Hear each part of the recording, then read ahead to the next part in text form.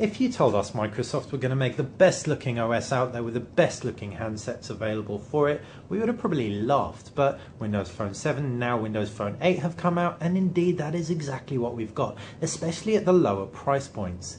You've got the Nokia Lumia 620 here, you've got the HTC 8S here, both so much fun for such little money. But you can pick up either device for under 200 quid. The Lumia 620 comes in at 150 quid. This between 150 and 200 quid. Really, really great value, and especially considering they're both such standout looking phones. The 620 is thicker, undeniably. It's also a little bit shorter, so it's more squat altogether, but it certainly does feel nice and rich. It's very forgiving in the hand with its cup-like form factor. The Nokia Lumia 620 also has exchangeable back covers which give it a lot of personality. We can pull some into frame for you, and you can gauge that this really does change the look and feel of your entire phone, and they're relatively inexpensive. The HTC 8S, our other handset that we're comparing it against, however, is considerably less thick and more elegant, we might say. It feels really, really nice and rich in the hand. The almost chewing gum like curvature just adds a really nice depth to it, so despite in terms of millimeters not being much thinner at all, it certainly feels it, and especially in the pocket and hand. The corners are a little sharper, so they do dig into the heel of the hand a little bit more, so you may want to be aware of that if you hold your hands and don't like those edgy corners all that much. We'd say in terms of design it's a pretty even footing, and it's going to come down to personal taste. The 8S is available in a range of colours. The Lumia 620 available in one colour with exchangeable back covers, so if you have a short attention span, the 620 might be for you. If you just prefer to go with something and stick with it, then the HTC 8S may be the one. If you're looking at the screens, both of them are packing WVGA resolution panels. You've got 3.8 inches on the 620, you've got 3.7 inches on the HTC 8S. The 8S has slightly worse viewing angles, and the tactility with the screen isn't quite as rich as with the Nokia Lumia 620. However, both look great. Sharpness is practically identical on both, and both display very nice and clear whites. We'd say the Lumia 620 is a little bit stronger in the screen department, but it isn't going to be all that noticeable. Moving on to the operating system, and both pack Windows Phone 8.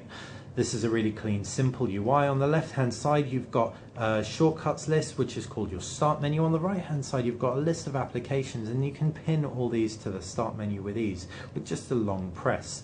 Once pinned, these take the form of tiles. Some of these are live tiles, and these display information pertaining to notifications. So, for example, you can take a look at our email. It's telling us we have 15 apps that we need to update, and we've got 4 emails that we need to read.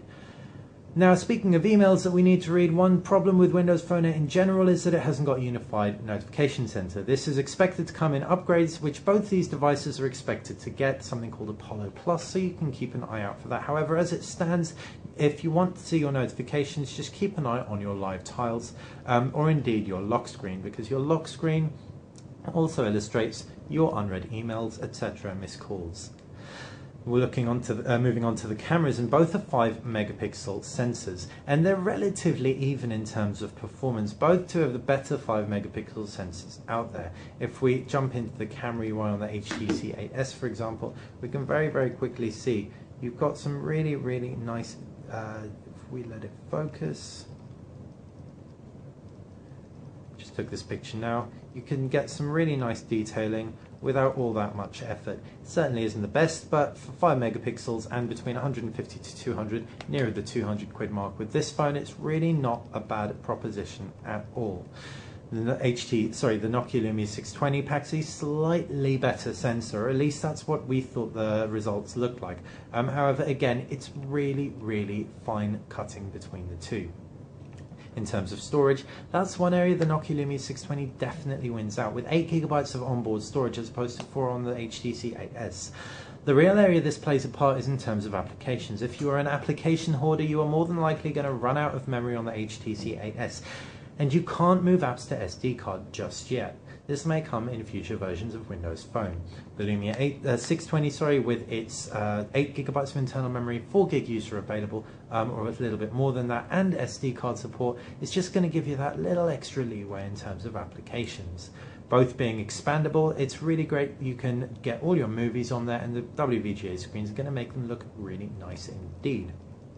Performance-wise, two 1 GHz dual-core processors, one in each device. Both really speedy, snappy. We found no real performance issues across either. With the first build on the HTC 8S, we had a few stutters here and there. However, HTC seemed to have fixed this, and we have no cause for complaint. In terms of the user interface, the real differentiating factor is the fact that the Nokia Lumia 620 ships with Nokia's Windows Phone 8 application suite. These include offline maps for a sat navigation and indeed standard Nokia mapping, as well as offline radio and a list of suggested applications. It's really a great differentiator and makes the whole experience of using your Windows Phone feel that much more bespoke for you and your Nokia Windows Phone.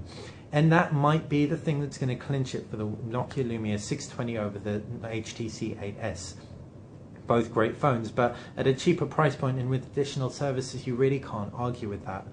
So while we may, to a degree, prefer the HTC 8S's design, despite the inflexibility of no removable covers like the Nokia Lumia 620 has, the Lumia 620 is our choice and our winner in this comparison. It's cheaper, it gives you more value for money, and it also has Nokia's fantastic app selection suite. Thanks for watching Know Your Mobile. Both great devices, but we have one winner. If you have any questions about either device, please feel free to leave a comment below. If you've enjoyed this video, subscribe to the channel.